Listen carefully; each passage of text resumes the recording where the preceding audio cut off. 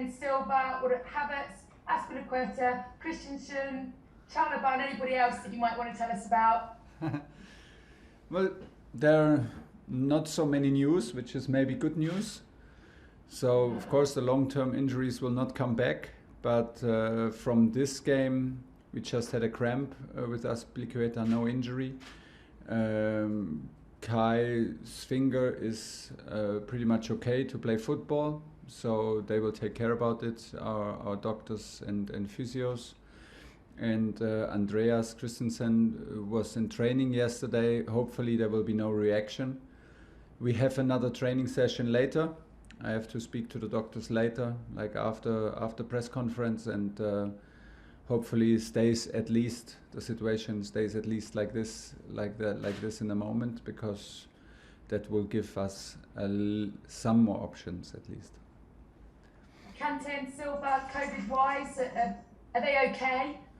They are, they are okay, but they are out, yes, but they are okay individually, and in terms of symptoms, they are okay. And no one else COVID-wise this week? No, not yet, but also not yet everybody in the building, so let's see.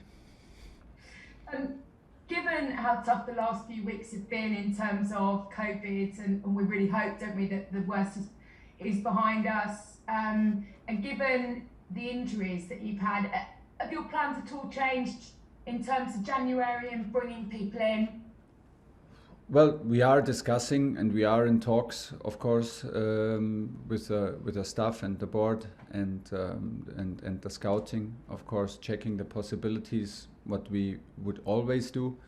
But given the fact that we have some long-term injuries, we're looking into the market, we're looking into the possibilities, not under the very highest pressure, and things have to make sense for us, personality-wise, position-wise, and also from quality. So, but we have all options and check our options. Given the difficulties that you've been having to juggle with COVID, training sessions, injuries, and the Lukaku situation, that first half must have brought you absolute joy on the weekend. That was Chelsea, ruthless, back to what we had come to expect at the beginning of the season. And how much of a platform can that be for you in the next few weeks with some really big games coming up? I like both last games against Liverpool and the one against Tottenham. That was not easy for some of the players, because they came from not a lot of minutes, or they came from injury or COVID. So they stepped up, and it was an important match. It was a semi-final, was a derby in London, was against a strong opponent, strong coach, who came from a good run of results. So, but the way we played was so focused, and a lot of determination that gives us a lot of trust, or more or less the proof that we can trust our players and we can trust ourselves, and that the group can trust. They have the ambition, they have the mentality to give everything and to try their very best in every single game. From time to time, it is sometimes a bit harder, and sometimes feels a bit more easier. It was a strong performance overall, very very focused, and in all parts of the game very determined, and it was a nice team effort. So we are happy because it was a deserved win, and from there we go. The last two games showed a good spirit, showed good quality, and it's very important not to lose the faith and not to lose the trust, because we still struggle from COVID and injuries, and that's why we need these kind of experiences to not lose our faith, and still believe in what we do. And it was very nice to see. And tomorrow is the next the next moment to prove it again.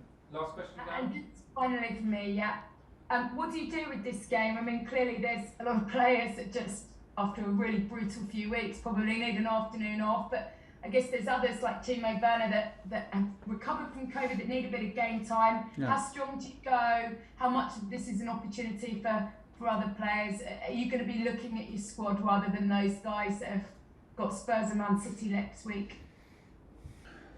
yeah, we have to find the balance in between, because we want to also be reliable and be also fair to the guys who play now after injuries or after COVID, that they also that we have a mix with also guys who are used to have some more minutes in the last games, but we need to find a good balance. I think we have 5 changes, which gives us a lot of options, which is good.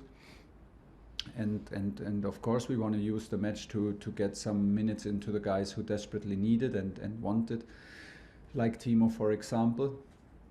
And yeah, but it's still a training, and it's still like 1 or 2 COVID tests to do. So hopefully the situation stays at least like it is now, and then we will find a strong lineup, because we will show all the respect to the team and club of Chesterfield. It's FA Cup, and if you want to go to the next round, you have to win this match, nothing else. John Southall, 5 Live. Hi Thomas, can you hear me there? Yeah. You can, hello. Is this again another chance for Ross Barkley? And is there a possibility he might go out on loan in January this month? We haven't discussed it yet. It depends on what Ross wants and what possibilities there are, if there are possibilities, and what makes sense. So let's see. There's always a chance. It's not only about like, now is FA Cup and now you have a chance. There's always a chance to make it to the team, to the squad, and onto the pitch. Especially when there are a lot of COVID and injury cases. So the situation has not changed, not for us, not for anybody else, and we will take the decision later. He needs to do a good training, show that he's ready, and then we will do a decision tomorrow morning.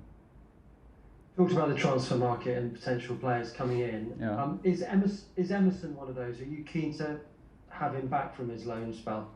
I will not give you any details on that, but in general, I will not hide from the fact that we have a long-term injury with Ben Chilwell as our left wing back, who will miss the whole season. And of course, we know him, and we appreciate him as a player and as a person in general. He had such a huge influence, although he did not have a lot of minutes last season, because he's a top guy, top professional.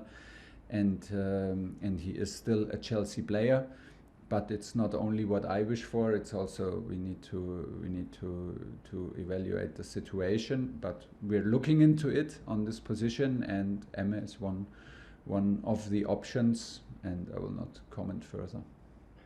You've obviously spoken about the COVID issues, injury issues. What's the last month been like for you? I mean, have you ever experienced anything like this before in your career, and how have you dealt with it? Of course not in my career. I mean, we come now from lockdowns, and we come from playing in training in bubbles and playing with empty stadiums, and now we try to manage to continue to train and create kind of bubbles while outside everything is open and life continues pretty normal, and stadiums are full, which is a bit more demanding.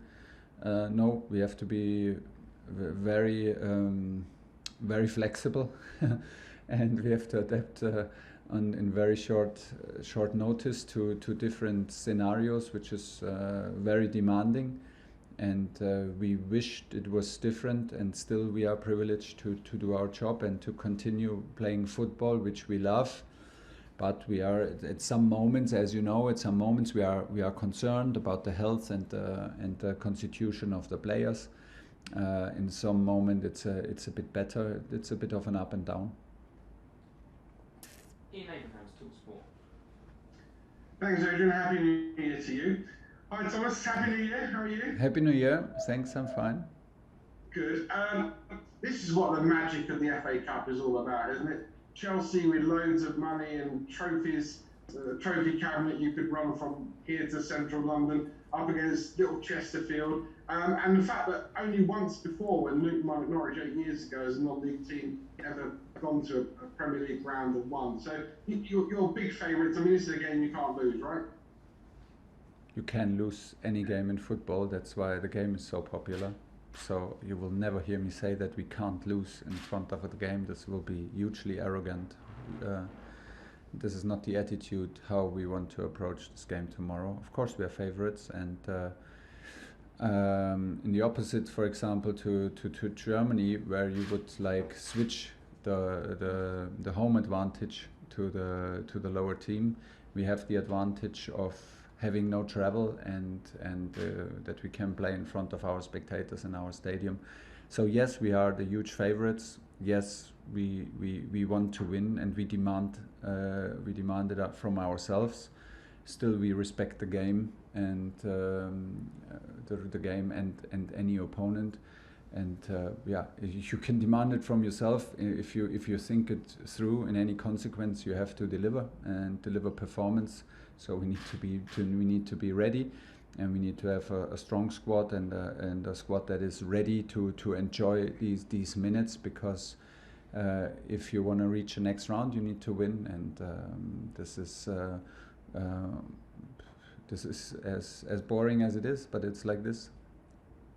Is there a little bit of unfinished business for you, because last season you got to the final with Leicester and you didn't win? So is there a little bit of unfinished business for you in this competition? You'd like to go and win it this year? I think, except for Leicester, a lot of teams with unfinished business, because only Leicester finished the business, to be honest. And of course, but why to? If we want to go to Wembley, we need to win tomorrow, and should not get carried away by any thoughts and any sorts of unfinished business. Tomorrow is the business. We have enough to work on. We have enough to improve. We have enough to show and prove ourselves tomorrow on the pitch. And this is what it is all about. Don't judge the opponent. Don't judge the importance of the game. Just go and do our thing. And this is what we demand. I demand from myself, and I will demand from the players. And finally, do you think one of the biggest signings you could make in this January transfer window will be to get Antonio Rudiger to sign a new deal? Because you've turned his fortunes around, and I think that there are many, many teams around the world that would like to sign him. So are you planning on having lots of conversations, taking him out for coffee, sort of making sure that he signs on that coffee line? I don't know if that helps. If I take him on a lot of coffees, maybe it pushes him out. I don't feel that he needs a lot of coffees with me, and he's a guy who needs to trust you he needs to feel the connection, he needs to feel the trust, and he wants to feel it by minutes and by actions. He's not. I don't feel, Tony, that he needs a lot of words and a lot of pampering and coffee talks and invitations to dinners and whatever. He is a top professional. This is what he proves. He's very important. Nothing has changed. We're in talks. It's in good hands, because I trust the club 100%, and I have trust in my player. So it's a no problem situation for me. Obviously, also for Tony, he can still deliver. He did a fantastic match now in a back four, and so. He's super reliable. Nothing has changed. The points of view have not changed, and once something changes, you will be one of the first to know. Last question in this section, Jerry Fox. Hi Thomas. Hi. I know earlier in the season you said you saw no reason to change from a back three, but you played the back four. Yeah. Against Spurs with great effect. It really seemed to unlock your attacking instincts and so on. Is that something you'll now consider more going forward?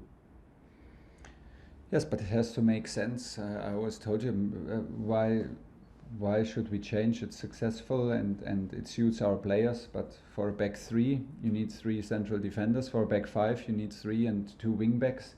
We simply did not have the players available to play a back five. So we took the responsibility and the risk and shifted into a back four while we were attacking. This is possible. I think that the differences are not that big. If it suits the players and their positions, which it did for this game, we should be always open for it. But the most important is how we play in the system and how lively we play and how courageous we are within the structure. Structure is important for us, and we protect ourselves with structure, and the structure can help us to be stronger as a team. but the most important will always be like how the players live up to it, and they did very, very good. They were very focused, very also very lively within the structure, very disciplined at the same time. So it suited us good for this game. We did good, but and it can stay an option. No matter what we play, how we play, this is more important.